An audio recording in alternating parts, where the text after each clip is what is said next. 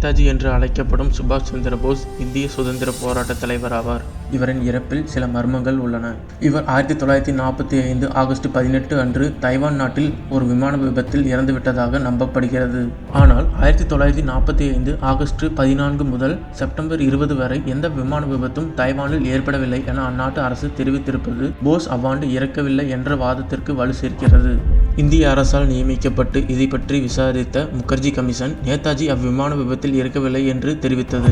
நேதாஜி ரஷ்யாவிற்கு சென்று 1970களில் இறந்துவிட்டதாகவும் வட இந்தியாவில் ஒரு துறவியின் வடிவில் மறைமுகமாக வாழ்ந்து 1985 இறந்துவிட்டதாகவும் பல கருத்துக்கள் உள்ளன. நேதாஜி சுபாஷ் சந்திர போஸ் மக்களின் இதயங்களில் தைரியத்தின் கலங்கரை விளக்கமாக என்றென்றும் திகழ்கின்றார்.